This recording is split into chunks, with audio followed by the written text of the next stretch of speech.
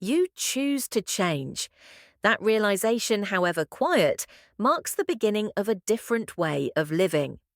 Marcus Aurelius once wrote that we should act as the strict gatekeeper of our own time.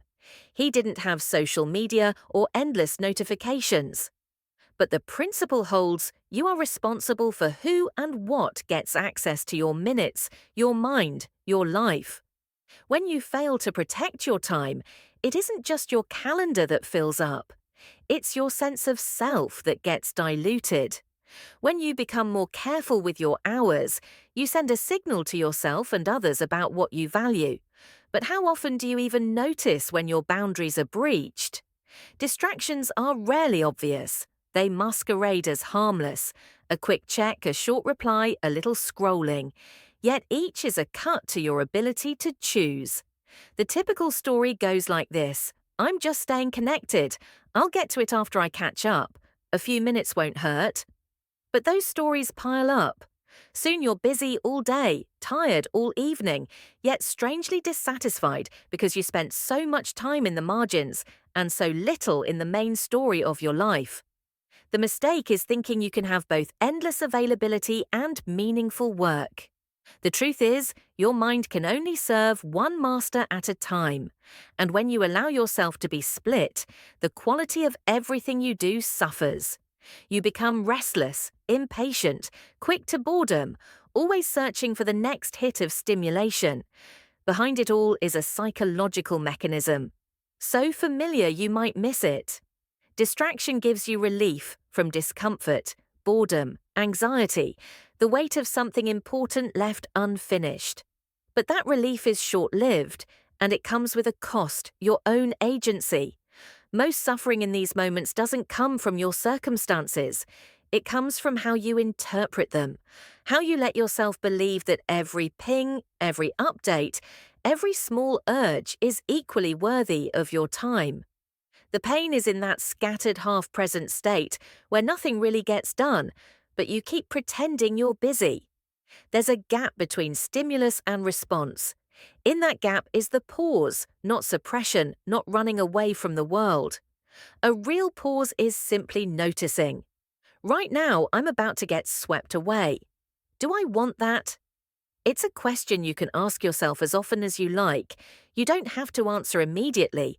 Sometimes just noticing is enough to slow you down. What would happen if you let that pause grow just a little longer? Enough to see what you truly want to focus on. People often confuse stillness with weakness, silence with defeat, and not explaining with indifference. But true calm isn't a lack of feeling. It's control over where you place your energy.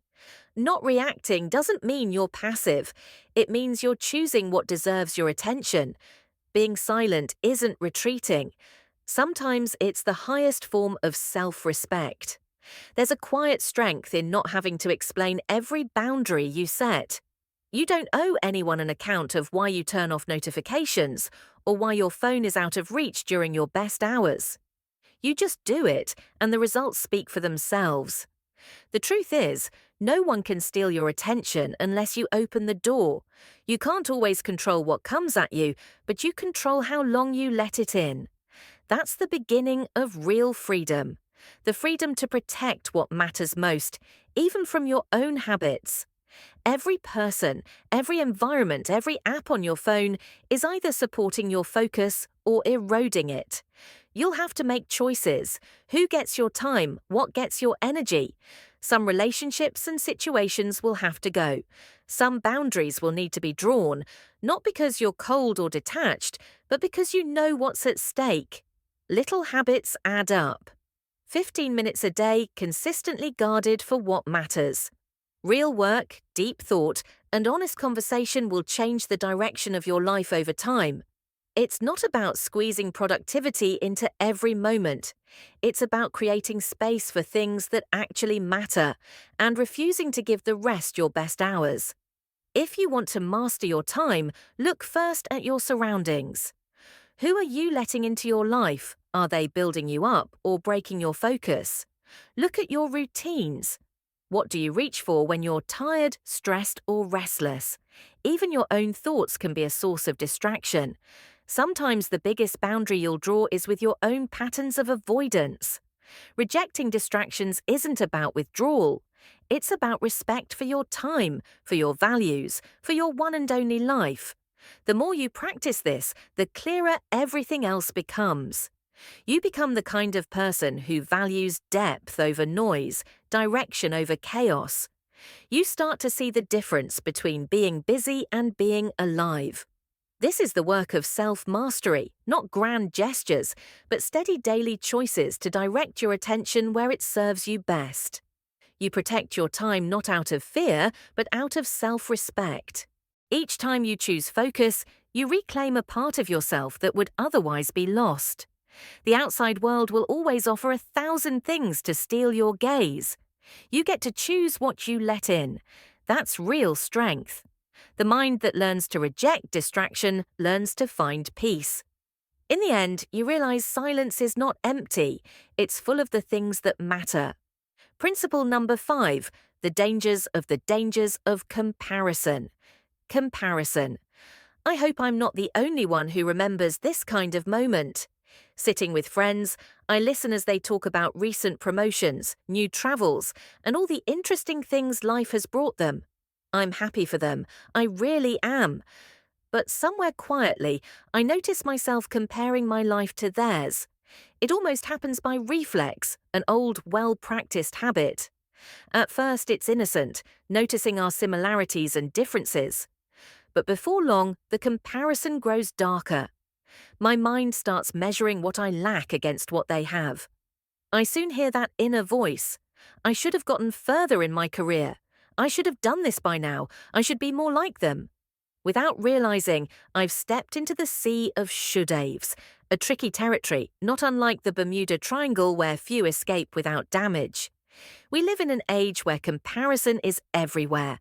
Success, beauty, achievement, all are broadcast constantly, almost demanded in ways big and small.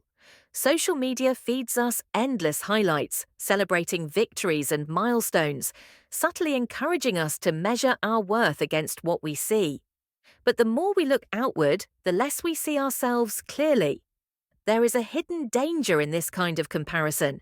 It distracts us from the true work of life, which is to develop ourselves. Each time we turn our gaze outward, searching for validation, we lose sight of our own path. The energy and time we spend measuring our lives by someone else's standards is time stolen from the only work that actually matters, becoming a better, truer version of ourselves. Time is our rarest resource. Once spent, it never returns. And yet comparison quietly devours time minute by minute, thought by thought. Each comparison is a small theft of focus, of potential, of peace. When I dwell on another person's progress, I abandon my own. When I chase their milestones, I drift further from my own priorities. Hours lost to comparison are hours never recovered. What's worse, comparison does not just steal our time, it drains our confidence. Each unfavorable comparison chips away at self-worth. I begin to see only what I lack, not what I have. I discount my own efforts, my journey, my context. Slowly, my own goals blur. I find myself living by someone else's expectations, not my own. Comparison becomes a silent thief of joy, direction, and even identity.